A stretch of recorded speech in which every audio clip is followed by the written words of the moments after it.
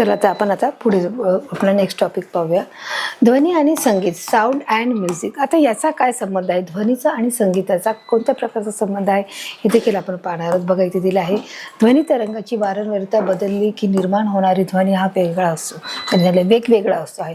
ध्वनी तरंगाची वारंवारता बदलली म्हणजे आपण जे गिटार आहे किंवा जे सारंगी आहे किंवा ते तंबोरा आहे, हे जे सगळे इन्स्ट्रुमेंट आहे संगीताचे, जर आपण त्याचं जे प्रमाण आहे वाजवण्याचं की जो आपला जेवढा स्पीड असेल, जितका कमी स्पीड आहे किंवा जास्त स्पीड आहे त्याप्रमाणे त्याची तरंगाची काय होणार आहे, वारंवारता बदलली की निर्माण होणारा जो ध्वनी आहे साहजिकच तो देखील हा वेगळा होणार आहे, म्हणजे त्याच्यामध्ये देखील फरक निर्माण होणार आहे. बघा अशा प्रकारे इथे बघा तुम्हाला इथे गिटार घेतलेला आहे.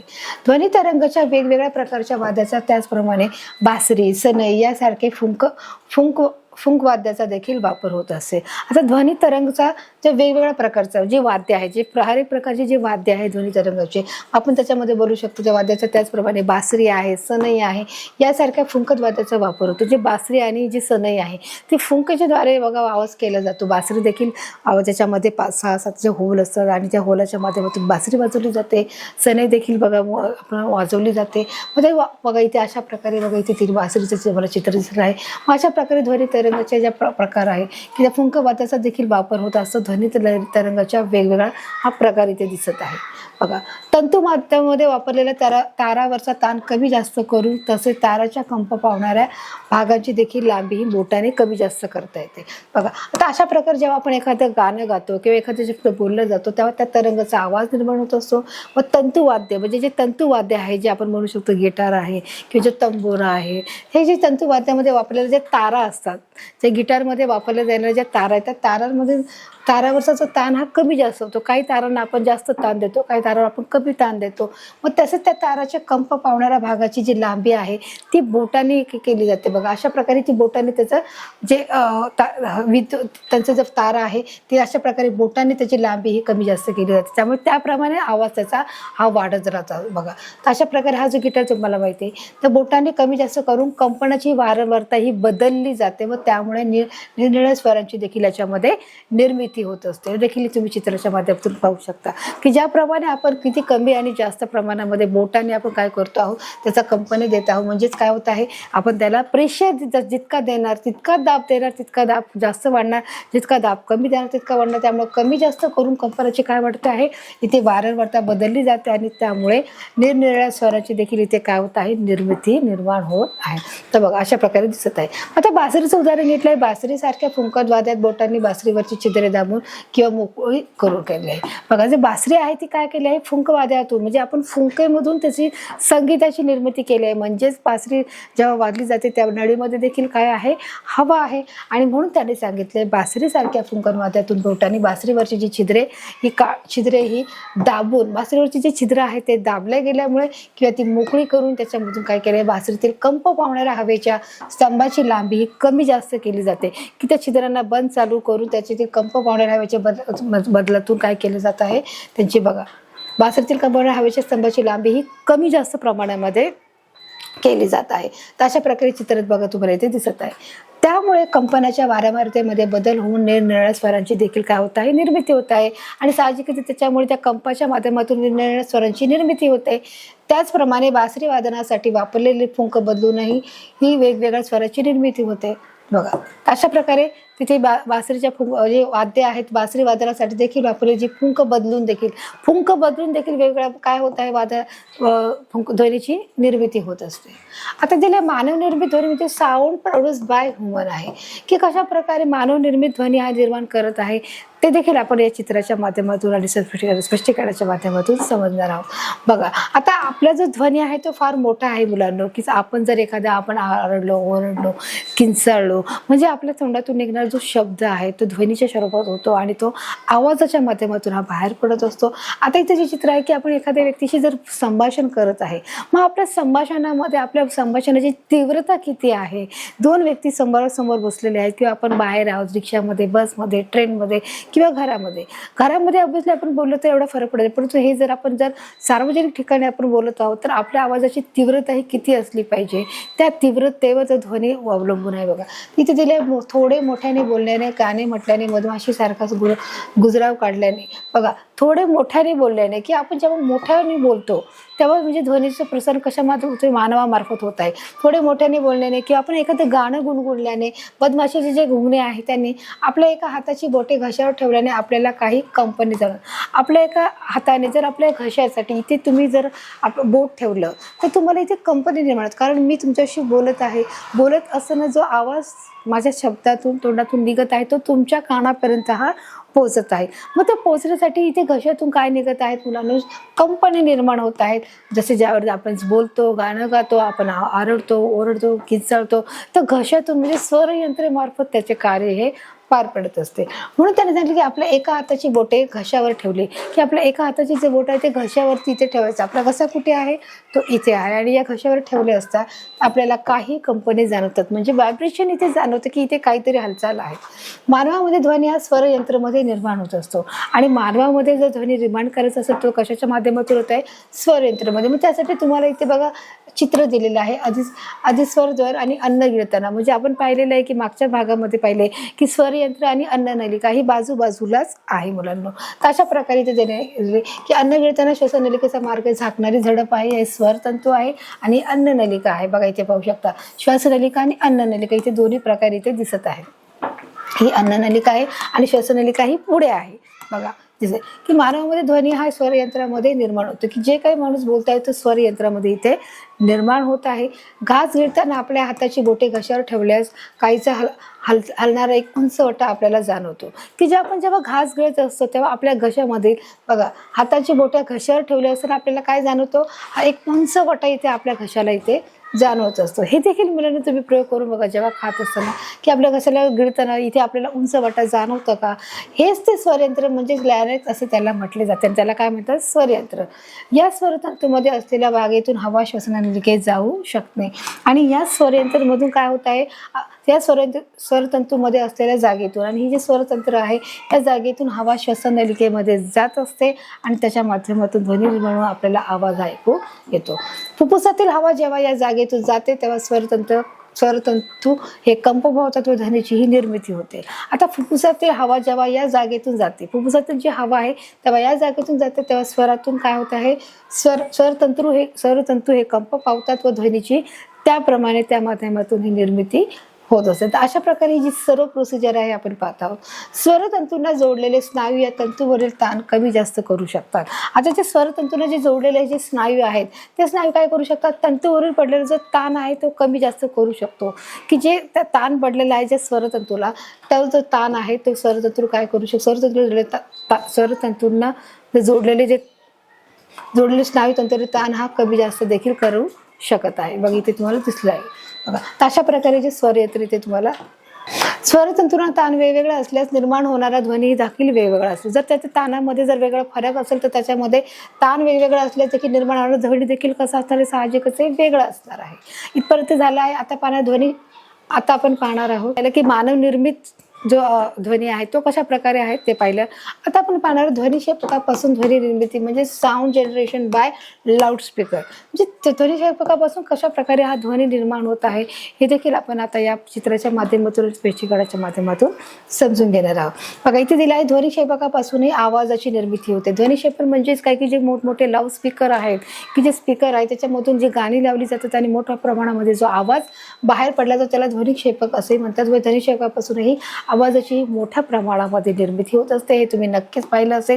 जेव्हा तुम्ही एखाद्या लग्नात जाता, एखाद्या कार्यक्रमात जातात, तेव्हा मोठ्या प्रकारचा हा जो लाऊडस्पीकर आहे, हे स्पीकर इथे ठेवलेलं असतं, जेणेकरून पहिल्या ओळीपासून ते शेवटच्या ओळीपर्यंत जे व्यक्ती तिथे उपस्थित असते त्या प्रत्येक व्यक्तीला तो आवाज ऐकू द्यायला पाहिजे. एखाद्या भाषण असेल, एखाद्या ठिकाणी झालेलं भाषण, त्या भाषणासाठी देखील पहिल्या ओळीपासून शेवटच्या रांगेपर्यंत बसलेल्या प्रत्येक व्यक्तीला हे भाषण समजलं पाहिजे. त्यासाठी असे मोठमोठ्या प्रकारचे साऊंड सिस्टम तिथे असतात. ध्वनिक्षेपकाची अंतर्गत रचना व आडव्या छेदाच्या रूपात हे क्रॉस सेक्शन आहे. बघा अशा प्रकारे ती आडव्या छेदामध्ये अंतर्गत जी रचना आहे ती आडव्या छेदामध्ये म्हणजेच कशी आहे, ती क्रॉस सेक्शन मध्ये दाखवली आहे. यामध्ये कायम चुंबक म्हणजे परमनंट मॅग्नेट असते. त्याच्यामध्ये काय आहे, एक कायम स्वरूपाचं चुंबक आहे. बघा हे अशा प्रकारचे इथे कायम चुंबक आहे, एक कुंतल, पडदा आणि मायक्रोफोन देखील आहे. तर या मोठ्या स्पीकरमध्ये देखील काय आहे की एक कायम चुंबक म्हणजेच काय आहे, परमनंट मॅग्नेट आहे. चुंबक म्हणजेच काय बोलले आहे, मॅग्नेट आहे. त्याच्याभोवती गुंडाळलेल्या कुंतलातून कॉईल विद्युत प्रवाह प्रवाहित झाल्यास त्यामुळे चुंबकीय क्षेत्र हे निर्माण होत आहे. आता कशामुळे चुंबकीय क्षेत्र निर्माण होत आहे की त्याच्याभोवती जे एक गुंडाळलेली जे कुंतल आहे बघा, हे जे कुंतल तुम्हाला इथे दिसत आहे काय आहे, गुंडाळलेलं आहे म्हणजेच कॉईल आहे, एक वायर आहे, ती विद्युत प्रवाह प्रवाहित झाल्यास जर विद्युत प्रवाह जर आपण ऑन केला तर त्यामुळे चुंबकीय क्षेत्र हे त्यामध्ये निर्माण होत असते. तर अशा प्रकारे बघा ते त्यांनी सांगितलं की चुंबकीय क्षेत्र कशा प्रकारे निर्माण होत आहे. दोन चुंबक एकमेकांजवळ आणल्यास त्याच्या स्थितीनुसार त्याची हालचाल होते आणि दोन चुंबक जर एकमेकांजवळ आणले तर काय होणार, साहजिकच आहे ते अट्रॅक्शन होणार आहे आणि ते एकमेकांना चिपकणार, एकमेकाच्या जवळ येणार आहे. दोन चुंबक एकमेकांजवळ आणल्यास त्यांच्या स्थितीनुसार त्यांची ज्या स्थिती आहेत त्यानुसार त्याची हालचाल होत आहे. अशाच प्रकारे इथे कुंतलाद्वारे निर्माण झालेल्या चुंबकीय क्षेत्रानुसार ते कुंतल मागे पुढे हलू लागते आणि अशा प्रकारे जे कुंतल आहे ते मागे पुढे देखील हलू लागत आहे. अशा प्रकारे जे कुंतल इथे तुम्हाला दिसत आहे, कुंतलाचे हे हलणे म्हणजे त्याची वारंवारता आणि आयाम यातून वाहणारा विद्युत प्रवाह कशा प्रकारे बदलत आहे असं देखील त्यांनी सांगितले की जे कुंतलाचे जे हलणे आहे म्हणजे त्याची काय आहे, ही वारंवारता आहे आणि त्यातून वाहणारा जो विद्युत प्रवाह कशा प्रकारे बदलत आहे यावर ते अवलंबून असते. त्याची जो ध्वनी आहे त्याच्यावर याचा कुंतलाला जोडलेल्या ध्वनिक्षेपकाच्या पडद्याच्या मागे पुढे हालचाल होऊ लागते आणि जे कुंतलेला जोडलेला जो ध्वनिक्षेपक आहे त्याच्या पडद्यानुसार पडद्याच्या जे मागे आहे ते हालचाल होण्यास सुरुवात होते म्हणजे त्यानुसार जो साऊंड सिस्टम आहे तो चालू होतो आणि त्याप्रमाणे तो आपल्याला आवाज ऐकायला येतो. नादकाठाच्या भुजाच्या मागे पुढे होणाऱ्या हालचालीमुळे हवेत तरंग निर्माण होतात. हा पाठ झालेला आहे की जे नादकाठा आहे त्या नादकाठाच्या भुजा ह्या मागे पुढे झाल्या तर काय होणार, त्या हालचालीमुळे हवेत ध्वनी तरंग हे अशा प्रकारे निर्माण होत असतात. याच प्रकारे इथे ध्वनिक्षेपकाच्या पडद्याच्या मागे पुढे अशा होणाऱ्या हालचालीमुळे हवेत ध्वनी तरंग निर्माण होतात. त्याचप्रमाणे जसं नादकाठ्याच्या भुजाचा होत आहे त्याचप्रमाणे इथे देखील ध्वनिक्षेपकाचा जो पडदा आहे पडद्याच्या मागे पुढे अशा होणाऱ्या हालचाली, या मागे पुढे होणाऱ्या हालचालीमुळे हवेत देखील ध्वनी तरंग हे निर्माण होत आहेत. अशा प्रकारे त्यांनी तुम्हाला दोन उदाहरणाच्या मार्फत इथे तुम्हाला क्लिअर केलेला आहे की कशा प्रकारे ध्वनी रिया निर्माण होतात आणि कशा प्रकारे साऊंड सिस्टम हा सुरू होत आहे. ध्वनिक्षेपकाचा वापर करून खूप मोठ्या पातळीचा आवाज हा निर्माण केला जात आहे. बघा ते त्यांनी सांगितलं आहे ध्वनिक्षेपकाचा वापर करून खूप मोठ्या पातळीचा म्हणजे इथे बघा त्यांनी आवाज सिस्टम दाखवले की खूप मोठ्या पातळीचा आवाज हा निर्माण केला जाऊ शकतो. कोणाचा, ध्वनिक्षेपकाचा वापर करून. तर मोठा साऊंड सिस्टम म्हणजे मोठ्या प्रमाणात आवाज येऊ शकतो. आवाजाची पातळी मोजून पाहता येते आणि हा आवाज आहे अशा प्रकारची आवाजाची जी पातळी आहे ती देखील आपण मुलांनो जी पातळी आहे ती देखील आपण मोजू शकतो. तर अशा प्रकारे पूर्ण जे ध्वनी म्हणजे काय हे आपण पाहिलेलं आहे. ध्वनी जे स्तोत्र आहे ते पाहिले, ध्वनीचे जे वेगवेगळे जे स्तोत्र आहेत त्याची माध्यम काय आहेत या संबंध घटकाचा आपण इथे अभ्यास केलेला आहे. आता आपण सारांशाच्या माध्यमातून की या पाठात आपण ध्वनीची निर्मिती ही कशी होते, ध्वनीचे सूत्र कोणते आहे आणि कोणकोणती माध्यमे आहेत याचा संदर्भात आपण इथे अभ्यास केला आहे. आता या पाठाच्या दरम्यान आलेल्या मुलांना सराव, खेळ, परीक्षा, प्रश्नोत्तर ही कोणत्या प्रकारची आहेत ते देखील आता आपण समजून घेणार आहोत. मुलांना आता आपण सरावाच्या माध्यमातून सराव, खेळ, परीक्षा, प्रश्नोत्तर याच्या माध्यमातून प्रश्नोत्तर आपण पाहणार आहोत की या पाठाच्या माध्यमातून कोणते प्रश्न विचारले ते देखील बघण्याचा प्रयत्न करूया. सर्वप्रथम आपण सर्वाच्या माध्यमातून प्रश्नोत्तर घेणार आहोत.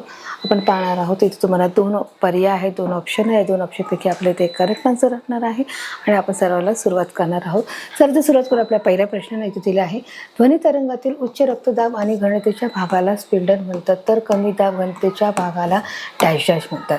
आता त्यांनी सांगितलं की दोन पर्याय आहेत, एक विरलन म्हणतात का स्पिंडल म्हणतात की आपण पाठाच्या दरम्यान पाहिलं होतं ध्वनी तरंगाचा जो उच्च रक्तदाब आहे त्या घनतेच्या भागाला काय म्हणतात, स्पिंडल म्हणतात. तर कमीत कमी जो दाब आहे त्या घनतेच्या भागाला मग काय म्हणणार आहे, मग परत स्पिंडल म्हणणार का, तर नाही, आपलं जे उत्तर आहे त्याला आपण काय म्हणणार आहोत, विरलन असे म्हणणार आहोत आणि म्हणून आपले ते उत्तर बरोबर आहे. मग आपला नेक्स्ट क्वेश्चन आहे ध्वनीच्या निर्मितीला माध्यमाची गरज माहिती तुम्हाला दिली ते असते का नसते. तर आपण पाठाच्या सुरुवातीला सांगितले की ध्वनीच्या निर्मितीसाठी आपल्याला हवेची गरज असणार आहे आणि म्हणून ध्वनीच्या निर्मितीला माध्यमाची गरज आहे. मग हवा आहे, त्याचप्रमाणे आपण पाहिलं की हवा, पाणी आणि जे स्थायू पदार्थ आहे त्याच्या माध्यमातून आपल्याला ध्वनीची माध्यमाची गरज असते आणि म्हणून जे आपले ते उत्तर असणार आहे ध्वनीच्या निर्मितीला माध्यमाची गरज ही असते, हे आपले इथं करेक्ट आन्सर असणार आहे. एका ध्वनी तरंगात एका सेकंदात तयार होणारे विरल आणि स्पिंडल यांची एकूण संख्या 1000 इतकी आहे. तर या ध्वनी तरंगाची वारंवारता डॅश डॅश हर्ट्झ इतकी असणार आहे. मग किती असणार आहे? त्याने इथे दिले 1000 आणि इथे 100 आहे. तर या दोनपैकी मला ना उत्तर साहजिकच आणि प्रश्न आहे की जर एका ध्वनी तरंगात एका सेकंदात तयार होणारे जे विरल आणि स्पिंडल जर 1000 आहे तर त्याची जे ध्वनी तरंगाची वारंवारता किती हर्ट्झमध्ये असणार आहे? ती देखील आपली हर्ट्झ हजारामध्ये असणार आहे. त्याच्यामुळे जे आपलं जे उत्तर आहे ते आपण 1000 इथे दिलेलं आहे.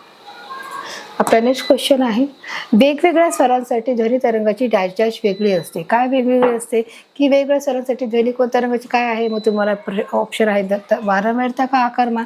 तर यापैकी आपले योग्य उत्तर आहे वारंवारता. हे आपल्या इथे करेक्ट आन्सर असणार आहे. आपला नेक्स्ट क्वेश्चन आहे, ध्वनिक्षेपकामध्ये विद्युत ऊर्जेचे रूपांतर हे डॅश डॅश ऊर्जेमध्ये होत आहे. तर ध्वनिक्षेपकामध्ये जे विद्युत ऊर्जेचे रूपांतर कशामध्ये होत आहे? मग तुम्हाला दोन पर्याय, विद्युतमध्ये होत आहे का ध्वनीमध्ये होत आहे. तर यापैकी आपलं जे योग्य उत्तर आहे की ध्वनिक्षेपकामध्ये विद्युत ऊर्जे रूपांतर हे ध्वनीमध्ये होत आहे आणि म्हणून आपलं उत्तर इथे बरोबर असणार आहे. आपला नेक्स्ट क्वेश्चन बरोबर की चूक याच्या माध्यमातून आहे की जे तुम्हाला प्रश्न दिला, तुम्हाला एक सेंटेन्स दिला आहे की ते तुम्हाला ओळखायचं आहे बरोबर आहे का चूक आहे. बघा इथे दिलं आहे की मानवामध्ये ध्वनी हा फुफ्फुसामध्ये निर्माण होतो. तर मानवामध्ये ध्वनी हा फुफ्फुसात निर्माण होतो का?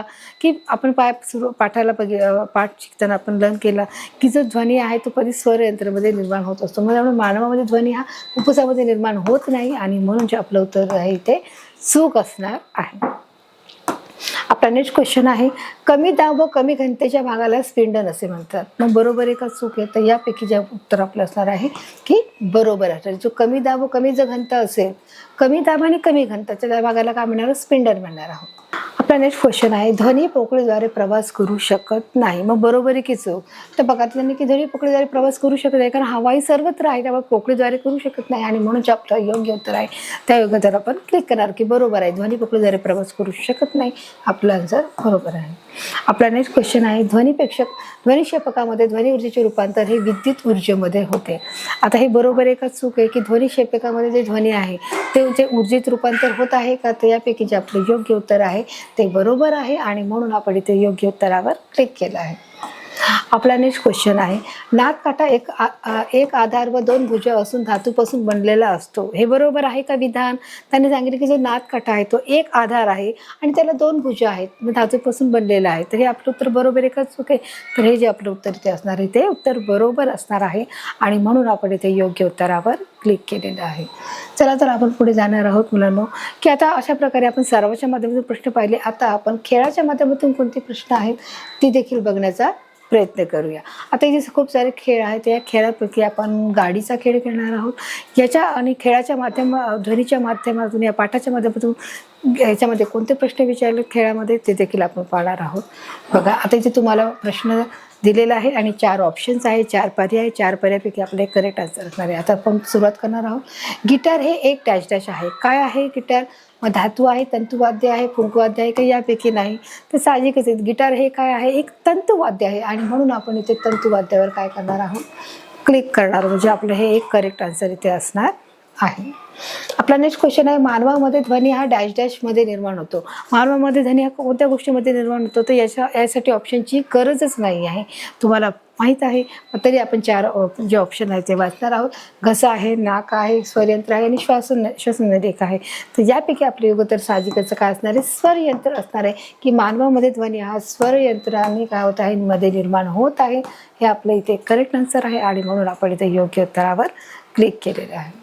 आपला नेक्स्ट क्वेश्चन आहे, ध्वनीची पातळी सुमारे डॅश डॅश डेसिबलपेक्षा जास्त असल्यास ध्वनी आपल्याला त्रासदायक ठरू शकतो.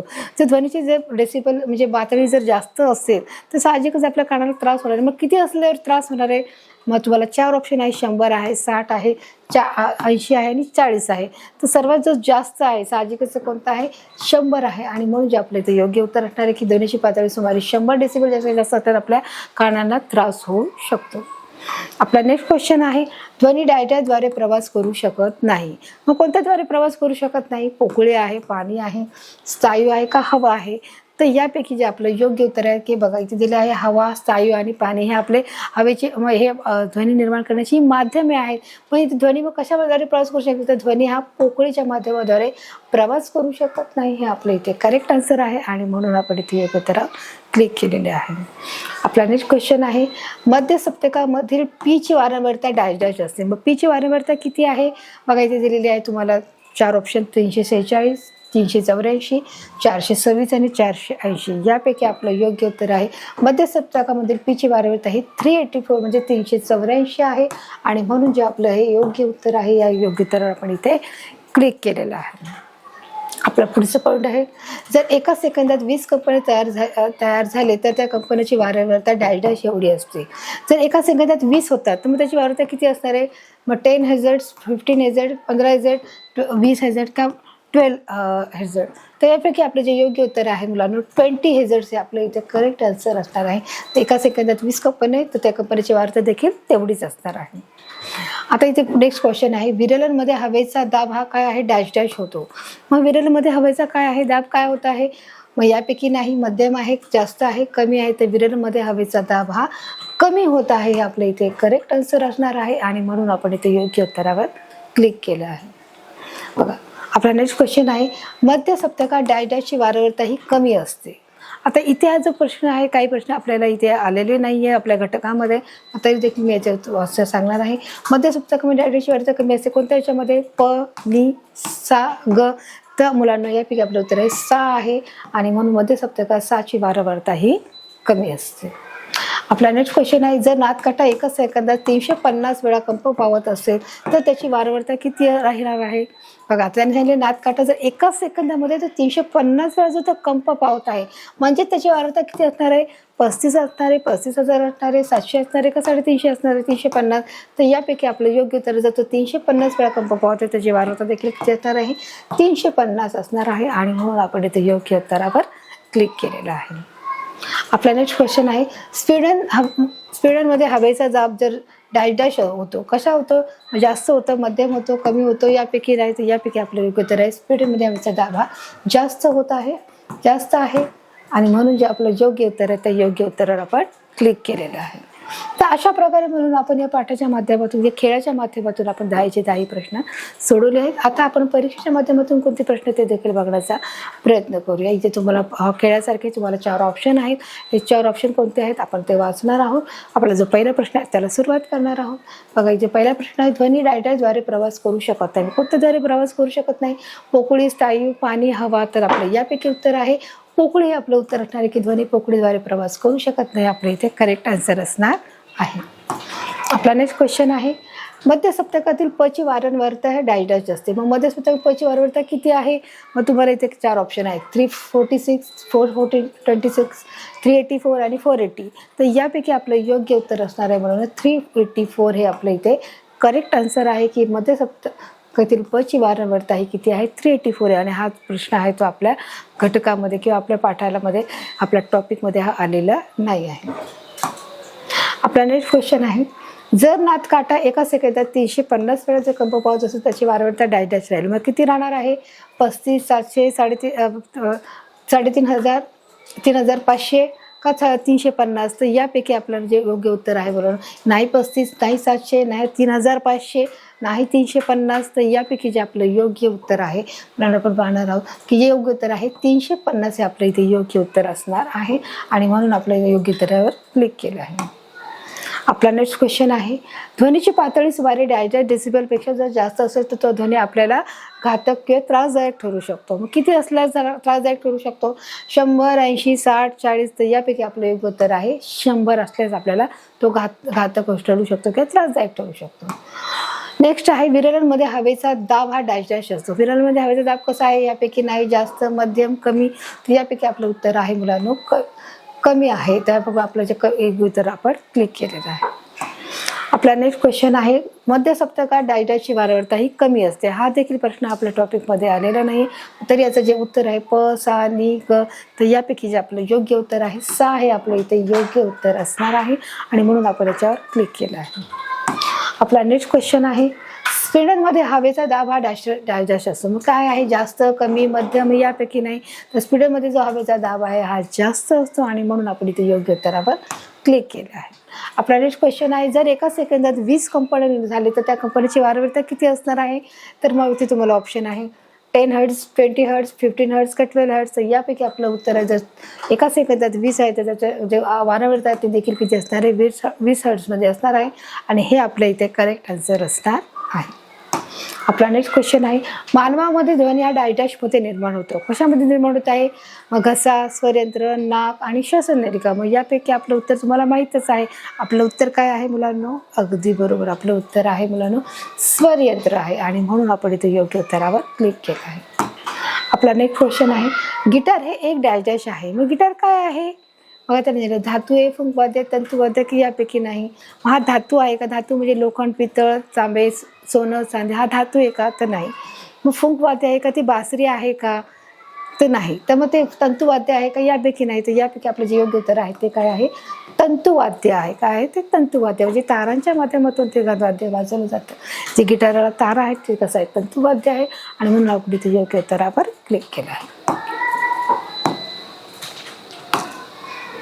तर अशा प्रकारे मुलांना पाहू शकतो तुम्ही सराव, खेळ आणि परीक्षा या माध्यमातून आपण इथे प्रश्नांची उत्तरं घेतली आहेत. आता आपण मुलांना पाहणार आहोत प्रश्नोत्तराच्या माध्यमातून कोणते प्रश्न आहेत ते देखील आपण पाहणार आहोत. काही लघुत्तरी प्रश्न आहेत, काही दीर्घोत्तरी प्रश्न आहेत. ती कोणते आहेत ते पण आपण लगेचच पाहणार आहोत. बघा इथे आपलं जे प्रश्नोत्तर आहे त्यापैकी जो आपला पहिला प्रश्न दिला आहे की नादकाठाची वारंवारता ही कशी ठरवली जाते. त्याने विचारले की जे नादकाठ आहे त्याची जी वारंवारता ही कशी ठरवली जाते. बघा इथे दिलं आहे की एखादा नादकाठा किती वारंवारतेने कंप पावेल हे त्याच्या भुजेचा आकार, लांबी व जाडी, त्याचप्रमाणे तो नादकाठा कोणत्या पदार्थापासून बनला आहे यावर अवलंबून आहे. बघा पुन्हा एकदा नादकाठ्याची वारंवारता ही कशी ठरवली जाते तर त्या जो नादकाठा आहे तो कोणत्या पदार्थापासून बनवलं जातं त्यापासून. आणि दुसरं म्हणजे एखादा नादकाठा किती वारंवारतेने कंप पावेल, तो जो नादकाठा आहे किती वारंवारतेने तो कंप पावेल त्या भुजेचा जो आकार म्हणजे त्याची जी लांबी आणि जाडी याच्यावर देखील ते डिपेंड आहे. आता समजलं मुलांनो नादकाठ्याची वारंवारता ही कशा प्रकारे आहे. बघा पुन्हा एकदा सांगतोय, जर एखादा नादकाठा किती वारंवारतेने कंप पावेल त्या भुजेचा आकार, लांबी आणि रुंदी जाडी याच्यावर आहे आणि तो नादकाठा कोणत्या पदार्थापासून बनलेला आहे यावर त्याची वारंवारता ही अवलंबून असते. तर आपला दुसरा प्रश्न आहे, तंतुवाद्यामध्ये कंपनाची वारंवारता ही कशा प्रकारे बदलली जाते त्यांनी दिलं आहे. बघा तंतुवाद्यामध्ये जी वापरलेला तारावरचा जो ताण हा कमी जास्त करून की जे तंतुवाद्य वापरले जातं, जे गिटार आहे त्याचप्रमाणे जो तंबोरा आहे, त्याच्यावर जो तारेवरचा जो दाब आहे तो कमी जास्त करून तारेचे कंप पावणाऱ्या भागाची लांबी ही बोटाने कमी जास्त करून कंपनाची वारंवारता ही बदलली जाते. हे आपल्या इथे आन्सर असणार आहे. आपला नेक्स्ट क्वेश्चन आहे, ध्वनिक्षेपकाची क्षमता उच्च पातळीची ध्वनी निर्माण करण्याची असली तरी त्यावर मर्यादा का ठेवतात. की जर त्याची आता ते प्रश्न सिंपल आहे, जर ध्वनिक्षेपकाची क्षमता उच्च पातळीची जर असली तरी त्याचा जो आवाज आहे तो मिनिमम का ठेवला जातो. त्याच्या मागचं काय कारण आहे. त्याच्या मागचं देखील कारण बघा पाहू शकतो की ध्वनिक्षेपकाचा वापर करून खूप मोठ्या पातळीचा जर आवाज निर्माण केला तर साहजिकच काय होणार आहे की जे आजारी लोक आहेत, की जे वयस्कर माणसं आहे, जे म्हातारी माणसं आहे, जे लहान बाळ आहेत, त्यांच्या कानावरती शरीरावरती वेगवेगळ्या प्रकारचा परिणाम होतात. ते भयभीत होऊ शकतात, ते जागे होऊ शकतात, ते घाबरू शकतात आणि त्याच्यामुळे त्याच्यावर काय ठेवणं गरजेचं आहे, मर्यादा ठेवणं गरजेचं आहे. आणि म्हणून त्यांनी सांगितले ध्वनिक्षेपकाचा वापर करून खूप मोठ्या पातळीचा आवाज निर्माण केला जाऊ शकतो. म्हणजे ध्वनीची पातळी 100 डेसिबलपेक्षा देखील जास्त असल्यास तो ध्वनी आपल्याला त्रासदायक ठरू शकत आहे. म्हणून ध्वनिक्षेपकाची क्षमता उच्च पातळीच्या ध्वनी निर्माण करण्याची असली तरी त्यावर ही मर्यादा ही ठेवली जात आहे. आपला नेक्स्ट क्वेश्चन आहे, बासरीमध्ये स्वराची निर्मिती कशी केली जाते. जी बासरी आहे तर बासरीमध्ये जे आपले होल आहे त्या होलांना बंद चालू करून किंवा उघडझाप करून त्याची बोटामध्ये त्यांना काय केली जाते, त्याच्या बासरीवरची जी स्वर निर्मिती आहे केली जाते. बघा इथे त्यांनी दिलेलं आहे, बासरीसारख्या फुंकवादी बोटांना बासरीवर छिद्रे बाजू असून ती मोकळी कडून बासरीतील कंप पावणाऱ्या हवेच्या स्तंभाची लांबी किंवा कमी जास्त केली जाते. त्यामुळे कंपनाच्या वारंवारतेमध्ये बदल होऊन निरनिराळ्या स्वराची निर्मिती होते व त्याचप्रमाणे बासरी वादनासाठी वापरलेली फुंक बदलून वेगवेगळ्या स्वराची निर्मिती होते. दोन गोष्टी मार्फत ही निर्मिती होते. एक तर फुंक बदलून स्वराची निर्मिती ही केली जाते किंवा त्या फुंक वाट्यात पोटाने बासरीची जी छिद्र आहे ती मोकळी करून की ते छिद्र काय केली जातात, वारंवारती ती झाकली जातात. हर एक प्रकारची जी अशी जे 1, 2, 3, 4, 5, 7 अशी छिद्र असतात त्या छिद्रांना बंद झाक करून किंवा अवघड झाप करून देखील ते स्वरयंत्र तयार केले जातात. हे पहिलं बघा. बासरीतील कंप पावणाऱ्या हवेच्या स्तंभाची लांबी कमी जास्त केली जाते, त्यामुळे कंपनाची वारंवारतेमध्ये देखील बदल होतोय. आणि दुसरं म्हणजे स्वराची निर्मिती होऊन त्याचप्रमाणे बासरी वादनासाठी वापरलेली जी फुंक आहे त्या फुंकेचा देखील बदल करून देखील काय केलं जात आहे, त्याच्या स्वराची निर्मिती केली जात आहे. अगदी सोपं उत्तर आहे. नेक्स्ट आहे स्पीडन कशाला म्हटलं जातं, तर उच्च रक्तदाब आणि उच्च घनतेच्या भागाला काय म्हटलं जाणार आहे, स्पीडन म्हटलं जाणार आहे. बघा बघितलंय स्पीडन म्हणजे काय, की उच्च दाब आणि उच्च घनतेच्या भागाला आपण काय म्हणणार आहोत, स्पीडन म्हणणार आहोत. दुसरं आता नेक्स्ट आहे ध्वनी तरंग म्हणजे काय. बघा आता ध्वनी तरंगचा काय अर्थ आहे, भुजाच्या सतत अतिशय वेगाने होणाऱ्या नियतकालिक हालचालीमुळे हवेस स्पिंडन व विरळण्याची मालिका निर्माण होते व नाटकापासून दूरपर्यंत पसरत जाते. यालाच आपण काय म्हणत आहोत, ध्वनी तरंग असे म्हणत आहोत.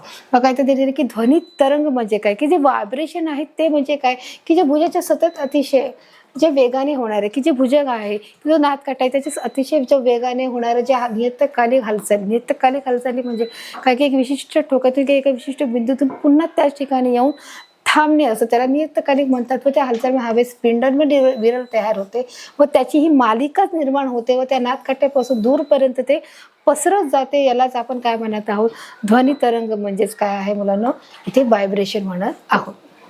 चला आपला नेक्स्ट आहे ध्वनी तरंगाची वारंवारता म्हणजे काय. आता ध्वनी तरंगाची वारंवारता म्हणजे एका सेकंदात हवेत निर्माण होणाऱ्या एकूण आवर्तनाची जी संख्या आहे, एका सेकंदामध्ये निर्माण होणाऱ्या एकूण आवर्तनाची जी संख्या आहे त्याला काय म्हणणार आहोत, आवर्तनाची वारंवारता असे म्हणणार आहोत. हे क्लिअर झालंय मुलांना. चला आपल्या पुढे आहे चंद्रावर गेलेल्या अंतरावर एकमेकांना बोलणं ऐकू शकत नाही असे का, कारण आपण सांगितलं की तिथे काय नाहीये, हवा नसल्यामुळे तिथे एकमेकांशी बोलणं होत नाही. ध्वनीसाठी हवेचंही माध्यम असणं गरजेचं आहे, परंतु चंद्रावरती हवा नसल्यामुळे तिथे आपलं बोललं गेलेला आवाज आपल्याला ऐकू येत नाही. एका विशिष्ट उपकरणाच्या माध्यमातून तिथे एकमेकांशी संवाद साधता येतो. चंद्रावर गेलेले दोन अंतराळवीर अगदी एकमेकांच्या जवळ उभे राहून बोलले तरी त्यांना एकमेकांशी बोलणं ऐकू येणार नाही, कारण चंद्रावर ही हवा नाही. ध्वनी प्रसारणासाठी आवश्यक जे माध्यम आहे ते दोन अंतराळमध्ये नसल्याने त्यांच्यामधील माध्यमामार्फत होणारे जे ध्वनी प्रसारण हे अजिबात होऊ शकत नाही. क्लिअर झालं. चला आता आपलं पुढे जाऊया. आपला पुढचा प्रश्न आहे पुरुष, स्त्रिया आणि लहान मुले यांचा आवाज हा वेगवेगळ्या पट्टीचा का असतो, म्हणजे आपण म्हणतो की तिथे जो आवाजाचा जो स्तर आहे तो वेगवेगळा काय आहे. बघा त्यांनी सांगितलं की पुरुषाचे स्वरतंत्र आहे जे जवळपास 20 मिलीमीटर एवढे लांब असतात, तर स्त्रियामध्ये त्यांची जी लांबी आहे ती 15 मिलीमीटर असते, तर लहान मुलांमध्ये ती अजून लहान होत असते. त्यामुळे पुरुष, स्त्रिया आणि लहान मुलांचा जो आवाज आहे तो वेगवेगळ्या पट्टीचा आवाज ऐकू येतो. तर कळालं मुलांना की जो पुरुष, स्त्री आणि जे लहान मुलं आहे त्याचे जे स्वरयंत्र हे जवळपास कसं आहे की त्याच्यामध्ये फरक आहे, की जो पुरुष आहे त्यांचं जे स्वरयंत्र आहे ते 20 मिलीमीटर आहे, त्याचं स्त्रियांचं ते 15 मिलीमीटर आहे, तर लहान मुलामध्ये ते अजून कमी दिसून येत आहे. त्यामुळे पुरुष, स्त्रिया आणि लहान मुले यांचा जो आवाज आहे तो वेगवेगळा आपल्याला ऐकायला येत आहे किंवा ते वेगवेगळ्या पट्टीचा दिसत आहे.